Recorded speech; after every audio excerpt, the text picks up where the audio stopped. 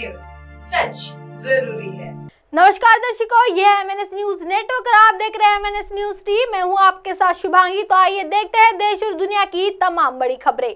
एक नजर डालते हैं आज की हेडलाइंस की ओर।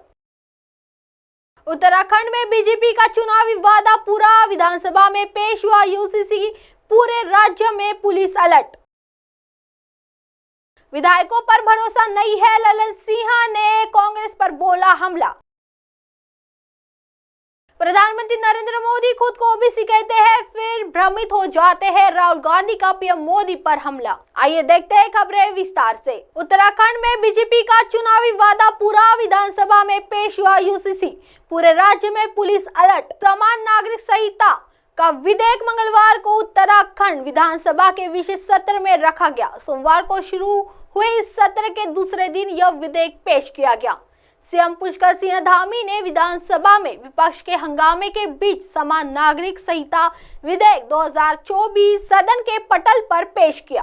सत्र को लेकर पुलिस ने सुरक्षा व्यवस्था चाक चौबंद की है और पूरे प्रदेश में पुलिस को अलर्ट पर रखा है।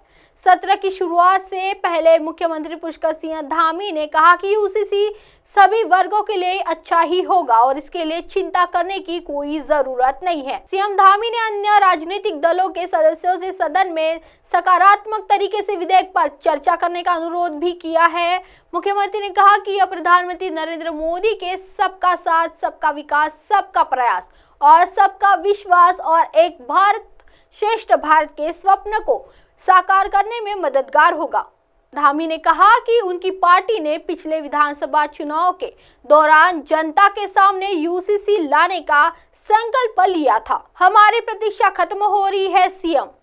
उन्होंने कहा न केवल उत्तराखंड बल्कि पूरे देश के लोग यूसीसी की प्रतीक्षा कर रहे हैं। हमारी यह प्रतीक्षा समाप्त हो रही है।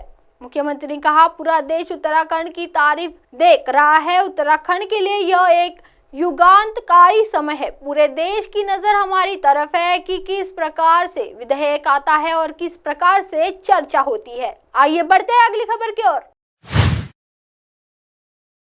विधायकों पर भरोसा नहीं है, ललन सिंह ने कांग्रेस पर बोला हमला। जदयू सांसद ललन सिंह ने विधायकों को लेकर बिहार से हैदराबाद भेजे जाने को लेकर हमला बोला है। उन्होंने कहा कि कांग्रेस ने विधायकों को बिहार से बाहर भेज दिया है क्योंकि उन्हें उन पर भरोसा नहीं है। उन्होंने कहा कि ये जोड़ तोड़ की राजनीति बिहार में नहीं होती है। उन्होंने अपने ही विधायकों पर भरोसा नहीं है तो वे देश की जनता का भरोसा कैसे जीतेंगे। वही इस बयान के बाद कांग्रेस नेता प्रमोद तिवारी ने बीजेपी जेडी गठबंधन पर तंज कसा। उन्होंने कहा कि वे लोग कभी भी किसी कांग्रेस विधायक को नहीं तोड़ पाएंगे, लेकिन जब आसपास कोई चोर हो तो आपको सावधान रहना चाहिए। कांग्रेस के युवा विंग ने ललन सिंह पर किया पलटवार। इसके अलावा ललन सिंह ने अपने बयान का वीडियो एक्स अकाउंट पर भी शेयर किया था, जहां बिहार प्रदेश युवा कांग्रेस ने अपने आधिकारिक ट्विटर हैंडल से ललन सिंह को घेर लिया।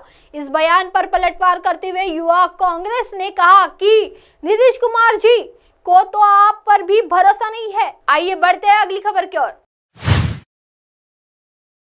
प्रधानमंत्री नरेंद्र मोदी खुद को ओबीसी कहते हैं, फिर भी भ्रमित हो जाते हैं, राहुल गांधी का पीएम मोदी पर हमला। कांग्रेस नेता राहुल गांधी ने जाति जनगणना के महत्व पर जोर देते हुए मंगलवार को कहा कि प्रधानमंत्री नरेंद्र मोदी खुद को ओबीसी कहते हैं और फिर भ्रमित हो जाते हैं। उन्होंने कहा जातिवार जनगणना महत्वपूर्ण है क्योंकि अगर हम उन्हें भागीदारी देना चाहते हैं तो पहले आवश्यक है कि उनकी गिनती हो। झारखंड के गुमला में एक प्रेस कॉन्फ्रेंस को संबोधित करते हुए राहुल गांधी ने कहा कि ये सवाल सिर्फ एक व्यक्ति का नहीं बल्कि हिंदुस्तान की जनता का है।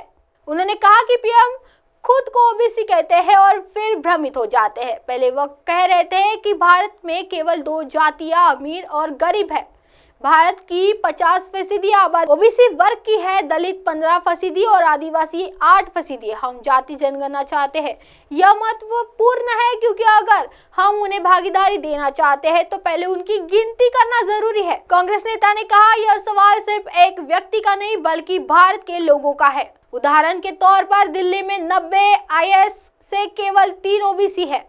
आपको स्वास्थ्य और शिक्षा प्रणाली में दलित और आदिवासी नहीं मिलेंगे। भारत की शीर्ष 100 कॉर्पोरेट कंपनियों में से किसी एक ओबीसी मालिक का नाम बताया। आपने अडानी, टाटा और बिरला का नाम सुना होगा, लेकिन किसी ओबीसी का नाम नहीं सुना होगा। भारत में ऐसा अन्याय कैसे हो सकता है? अब आप हमारे चैनल को आपके मोबाइल ऐप पर भी देख सकते हैं। मोबाइल ऐप पर देखने के लिए प्ले स्टोर से MNS News T app download करें। इंस्टा, हाइक, ट्वीट, कुक, फेसबुक और कई सोशल मीडिया प्लेटफॉर्म पर हमारे चैनल उपलब्ध है। आप इसे यूट्यूब पर भी देख सकते हैं, आप इसे लाइव भी देख सकते हैं www.mnsnewst.com पर। फिलहाल वक्त हो चला है दर्शकों ब्रेक का। ब्रेक से लौटने के बाद देखिएगा देश और दुनिया की तमाम बड़ी खबरें। बने रहिए MNS News पर। नमस्कार।